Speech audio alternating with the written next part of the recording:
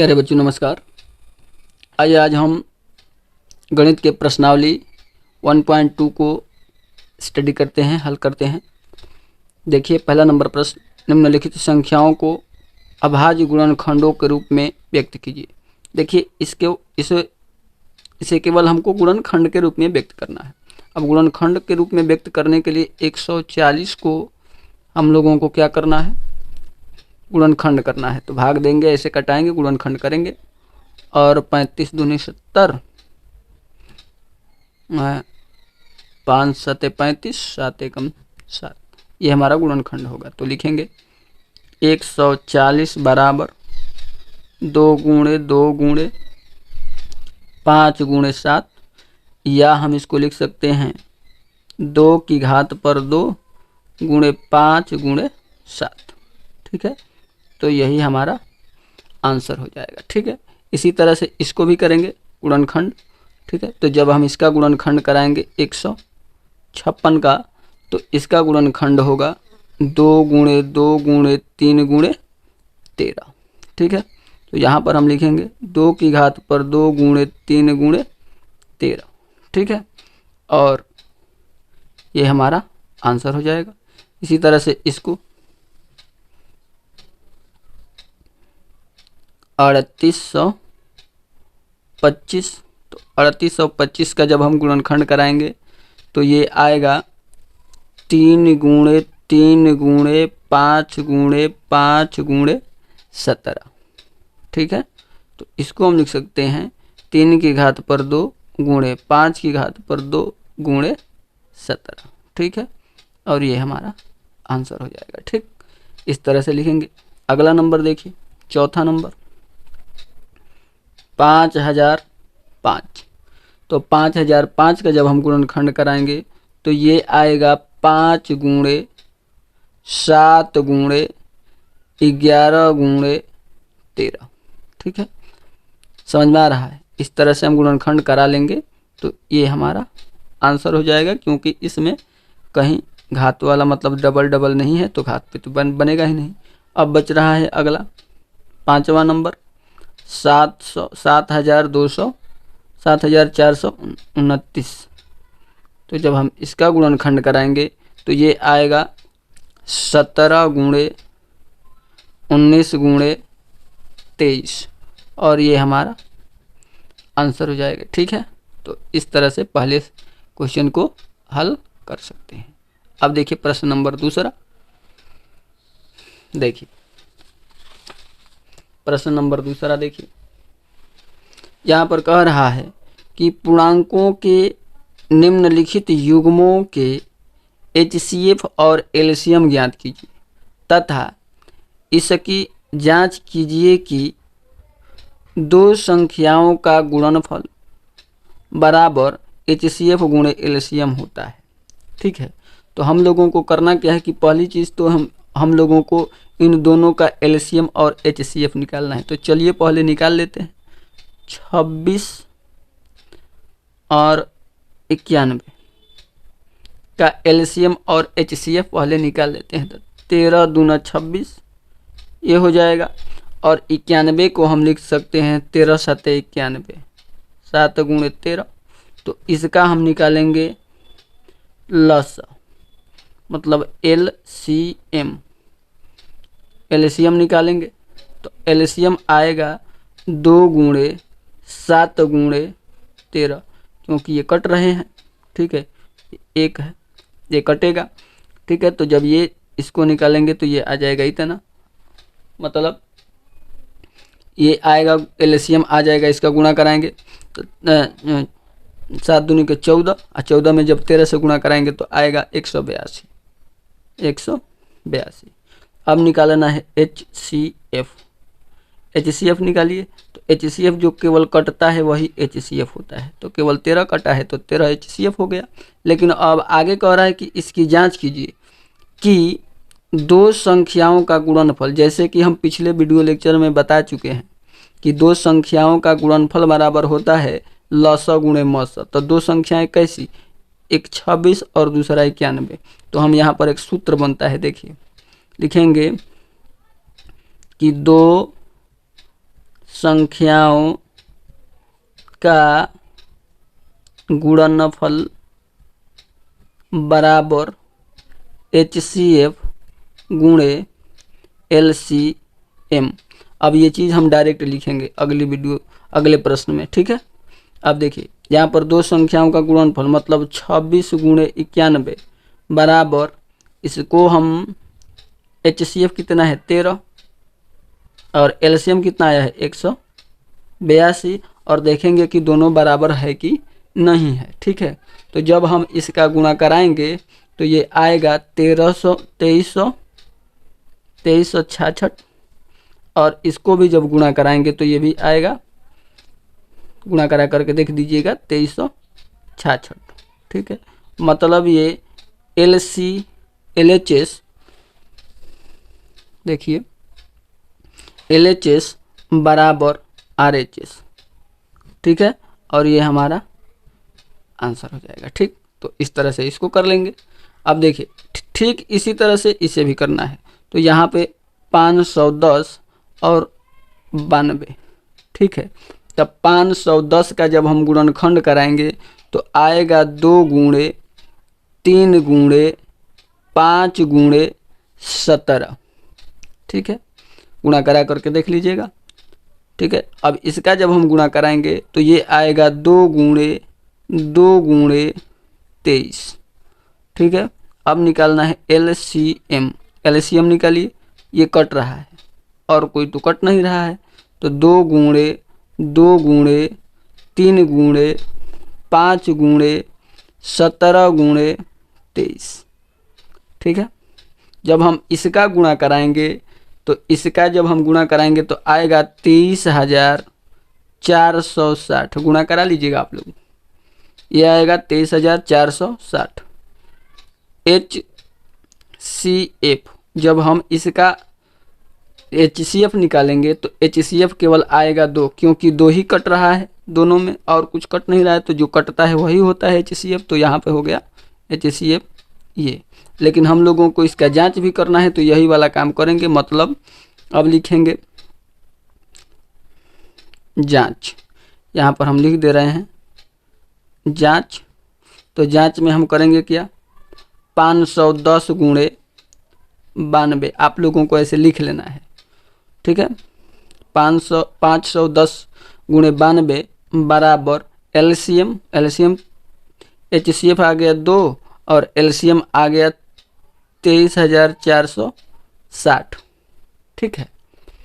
23,460 जब इसका गुणा कराएंगे तो ये भी तो ये आएगा 46,920, और जब इसका गुणा कराएंगे तो ये भी आएगा 23 दूनी 46, 46,920, ठीक है। तो ये हमारा LHS बराबर RHS हो जाएगा, ठीक है, ठीक है। ये हमारा आंसर हो जाएगा। हम इसको कहेंगे हैंस प्रूव्ड, मतलब इति सिद्धम हैंस प्रूव्ड, ठीक है। तो आई होप ये समझ में आ रहा होगा। अब चलते हैं, देखिए अगला प्रश्न इसी का। तो देखिए अब कह रहा है 336 और 54, 336 और 54। तो 336 का जब हम गुणनखंड कराएंगे तो आएगा 2 गुणे 2 गुणे 2 गुणे 3 गुणे 7, ठीक है। 2 दूनी के 4, दूनी के 8, 3 के 24, और 24 में जब 7 से गुणा कराएंगे, ठीक है, 1 2 कम है इसमें, 24 में 7 से गुणा करेंगे, 7 चौक 28 नहीं होगा, यहाँ पर 2 एक और रहेगा, फिर 3 रहेगा, देन 7 रहेगा, ठीक है, ये 2, ठीक है। तो ये हो जाएगा इतना। और उसके बाद जब 54 का हम गुणनखंड कराएंगे तो आएगा 2 तिहाई 6 तिरिके 18 तिहाई 54। अब इसका LCM निकालेंगे तो 2 कट गया, 2 लिख दीजिए। उसके बाद 2 अब कितने बार है, नहीं कट रहा है, 3 बार, तो लिख दीजिए 2 गुणे 2 गुणे 2, 3 बार हो गया। अब देखिए ये भी कट रहा है 3, तो 3 को लिख दीजिए। अब ये 2 3 नहीं कट रहे हैं तो इनको भी लिखिए, और 7 भी नहीं कट रहा है तो इसको भी लिखिए। और जब इसका हम गुणा कराएंगे तो ये आएगा 3024। कितना आएगा? 3024। HCF निकाल दीजिए, तो HCF, तो 2 कट रहा है, 3 कट रहा है तो 2 लिख दीजिए, गुणे 3 लिख दीजिए, गुणा कराकर 6 लिख दीजिए। ये LCM और HCF हो गया।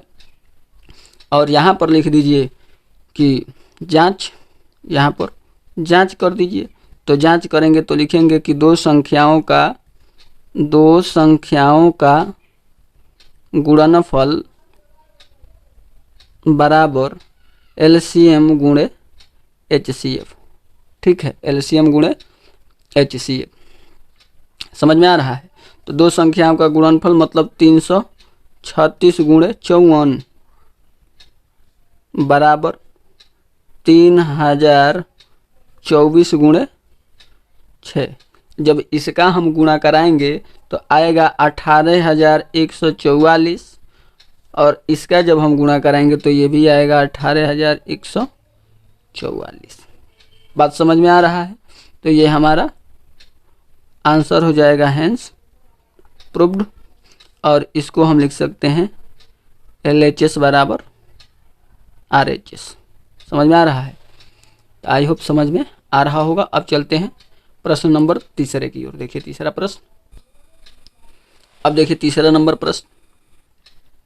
प्रश्न है कि अभाज्य गुणनखंड विधि द्वारा निम्नलिखित पूर्णांकों के HCF और LCM ज्ञात कीजिए।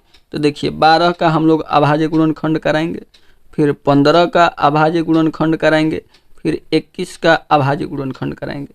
तो 12 का 2 दूनी के 4 3 12, 15 का कराएंगे 3 गुणे 5, 3 गुणे 7। समझ में आ रहा है। अब इसका पहले निकाल लीजिए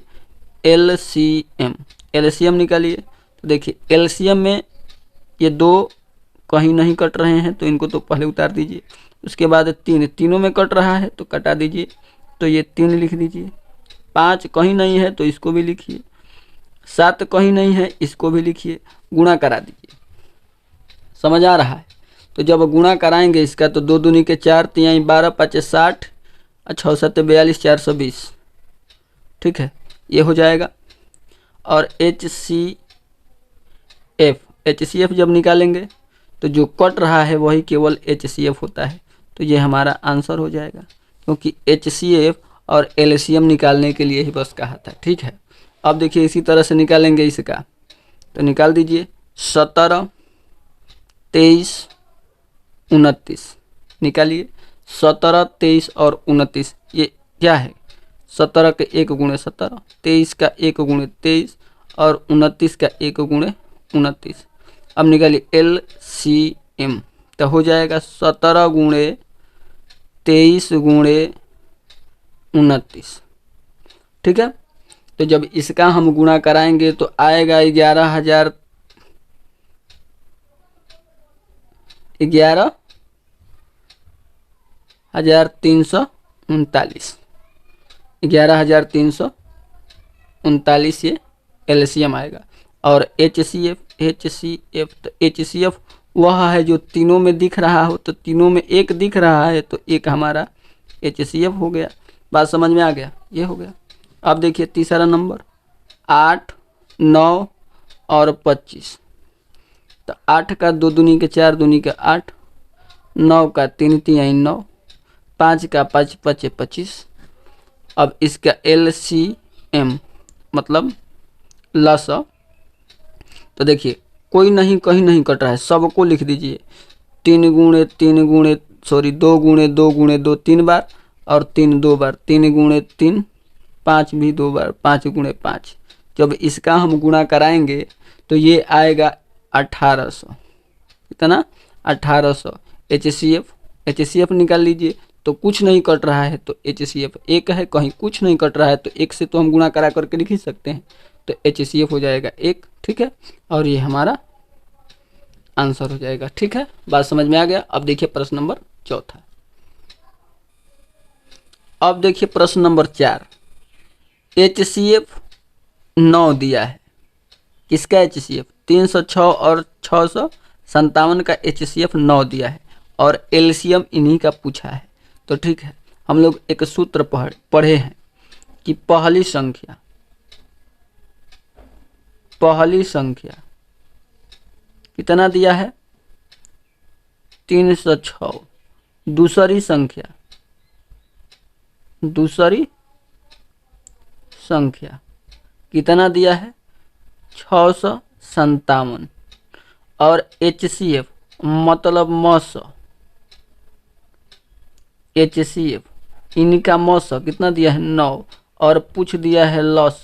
क्या पूछ दिया है लॉस मतलब पूछ दिया है LCM, पूछ दिया है LCM।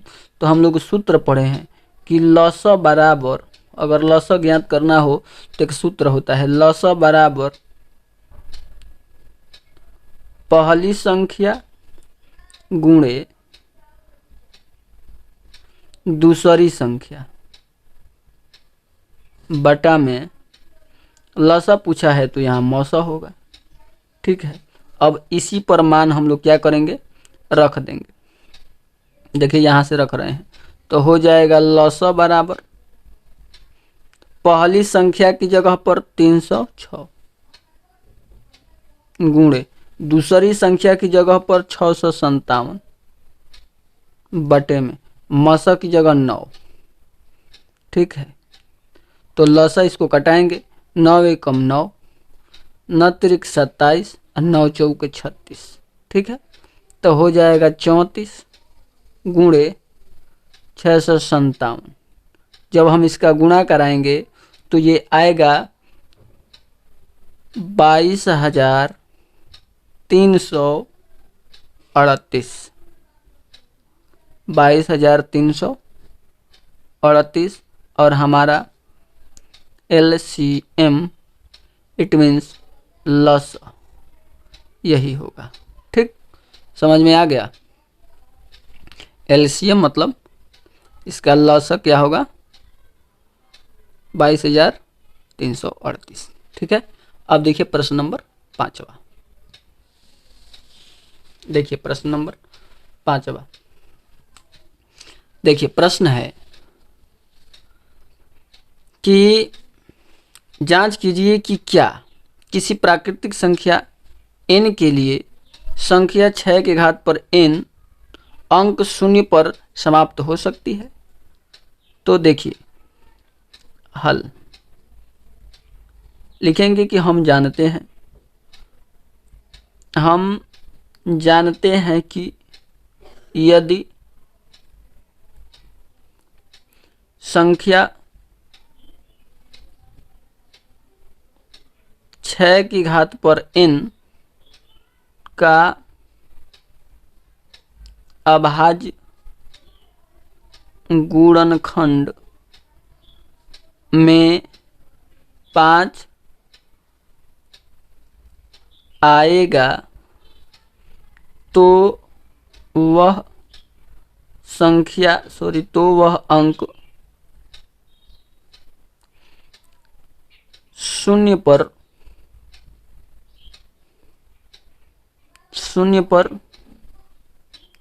पर समाप्त होगा। ठीक है, तो अब देखिए हम यहाँ पर 6 की घाते n है, इसका हम अभाज्य गुणनखंड करते हैं 6 का, तो 2 गुणे 3 की घात पर n, जो कि इसमें अभाज्य गुणनखंड 6 का अभाज्य गुणनखंड में 5 कहीं नहीं है। तो लिखेंगे कि अतः 6 के घात पर n के अभाज्य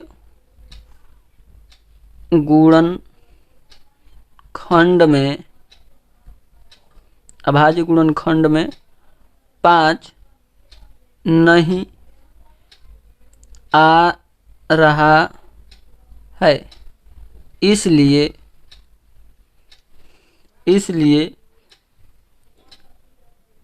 यह अंक 0 पर समाप्त नहीं होगा, 0 पर समाप्त नहीं होगा। ठीक है, ये आंसर हो गया। आई होप समझ में आ गया होगा। अब चलते हैं प्रश्न नंबर 6 की ओर। देखिए अगला प्रश्न। अब देखिए 6 नंबर प्रश्न दिया है कि व्याख्या कीजिए कि 7 गुणे 11 गुणे 13 धन 13 और 7 गुणे 6 गुणे 5 गुणे 4 गुणे 3 गुणे 2 गुणे 1 धन 5 भाज्य संख्याएं क्यों हैं। ठीक है, तो हम लोग लिखेंगे कि 7 गुणे 11 गुणे 13 धन 13। अब देखिए यहाँ पर हम 13 कॉमन कर ले रहे हैं, क्योंकि यहाँ पर धन का चिन्ह है, तो धन है तो हम कॉमन कर सकते हैं। तो यहाँ पर हो जाएगा 7 गुणे 11 गुणे, यहाँ से 13 कॉमन कर लिए तो 1, और प्लस यहाँ से भी 13 कॉमन कर लिए तो 1। ठीक है, तो यहाँ से हो जाएगा 13। अब 11 में 7 से गुणा कराएंगे 77, में 1 से गुणा कराएंगे तो 77, और प्लस 1, तो ये हो जाएगा 13 गुणे यहाँ पर 78। जब इसका हम गुणा कराएंगे तो ये आएगा 1014। अब देखिए ये पूछ रहा है कि ये संख्याएं भाज्य क्यों हैं, तो लिखेंगे कि यह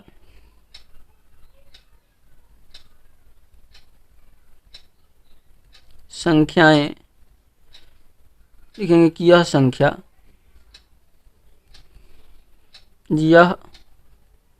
संख्या भाज्य है। अब भाज्य कैसे है, देखिए 4 और 1 5, 5 में शून्य जोड़ेंगे 5, और 5 में 1 जोड़ेंगे 6। अब बताइए 6 भाज्य है कि नहीं है, मतलब 5 6 कटेगा कि नहीं कटेगा, कटेगा ना। देखिए मतलब इसका गुणनखंड होगा 2 गुणे 3, समझ में आ रहा है। तो देखिए क्या करना है, 10 मतलब 1014 है, 1014 को हम 1 धन 0 धन 1 धन 4 सबको जोड़ देंगे और देखेंगे कि ये जो संख्या आएगा वो भाज्य है कि नहीं है। तो 6 भाज्य है, समझ में आ गया। तो इस तरह से हम कहेंगे कि क्या है, भाज्य है। इसी तरह से इधर करेंगे 7 गुणे 6 गुणे 5 गुणे 4 गुणे 3 गुणे 2 गुणे 1 धन 5। अब देखिए यहाँ से भी हम क्या करेंगे, 5 कॉमन करेंगे, क्योंकि 5 इसमें भी है और 5 उधर धन के इधर भी है। तो 7 गुणे 6 गुणे, अब 5 तो ले लिए हैं तो 1 हो जाएगा, गुणे 4 गुणे 3 गुणे 2 गुणे 1 धन 1। ठीक है, अब यहाँ से गुणा करेंगे तो देखिए इसका जब हम गुणा कराएंगे तो होगा 6 सते 42 हो गया, 3 चौके 12, 12 तिहाई 12 दूनी के 24।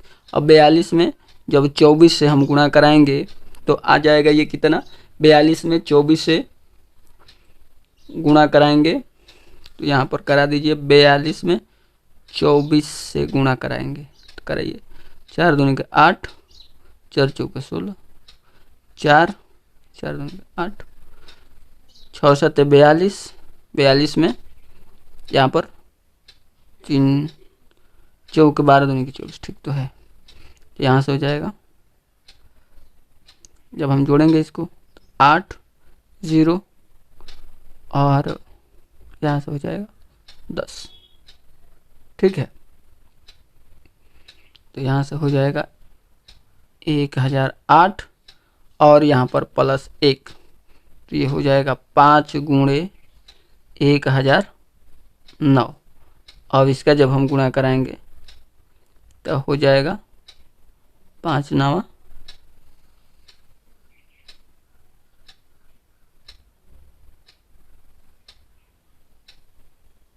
ठीक है। इसका जब हम गुणा कराएंगे तब 5 9 45 और 5 एकम 5, इतना हो जाएगा। अब इसको जोड़िए, 5 4 9 5 14 और 14 भी क्या है, भाज्य संख्या है। तो लिखेंगे कि यह भी एक भाज्य संख्या है। ठीक, और ये हमारा आंसर हो जाएगा। ठीक है, बात समझ में आ रहा है।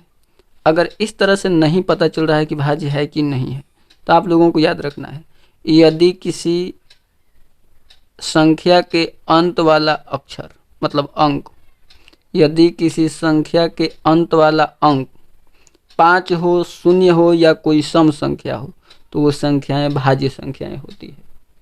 ठीक है, ऐसे भी हम कह सकते हैं। ठीक, तो आई होप ये भी समझ में आ गया होगा। अब चलते हैं प्रश्न नंबर अगला।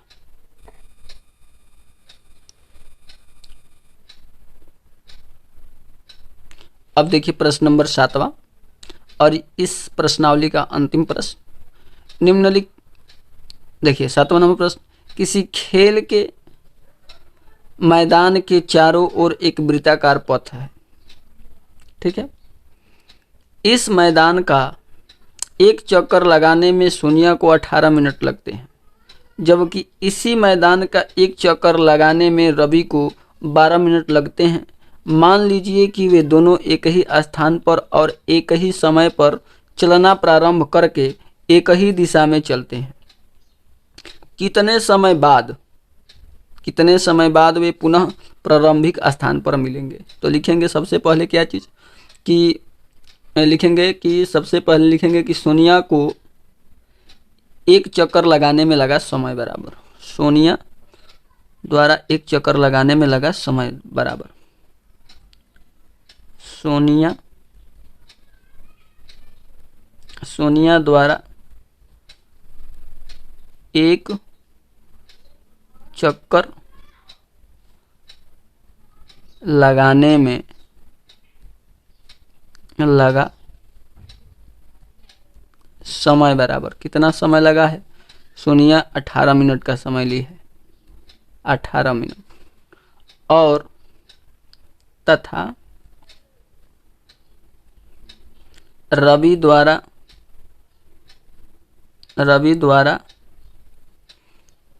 ही है ना, इसी मैदान को एक चक्कर, हाँ, रवि द्वारा एक चक्कर लगाने में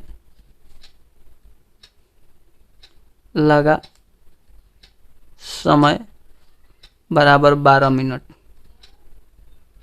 अब देखिए इस 12 और 18 का हम एलसीएम निकालेंगे। क्या निकालेंगे? एलसीएम। और जितना एलसीएम आएगा वही क्या होगा, उतने समय बाद ये पुनः प्रारंभिक स्थान पर मिलेंगे। तो लिखिए 18 और 12 का एलसीएम निकालिए। तो लिखेंगे 18, 3 6 का 18, 2 तिहाई 6 3 का 18, 2 दूनी के 4 तिहाई 12। लिखेंगे एलसीएम ब्रैकेट में लसा बराबर, ये कट गया, ये कट गया, 2 गुणे ये 2, ये गुणे 3 और ये गुणे 3, 2 दूनी के 4 तिहाई 12 तिहाई 36। तो लिखेंगे 36 आ रहा है। तो लिखेंगे कि 36 मिनट बाद 36 मिनट बाद वे पुनः अपने प्रारंभिक स्थान पर मिलेंगे। ठीक है, और यही हमारा इसका आंसर हो जाएगा। ठीक है, बात समझ में आ रहा है? यदि वीडियो अच्छी लगी हो तो वीडियो को लाइक शेयर सब्सक्राइब जरूर करें और क्लास 10th के सभी बच्चों में शेयर अवश्य करें। तब तक के लिए धन्यवाद। फिर मिलते हैं अगले वीडियो लेक्चर में। Thank you very much.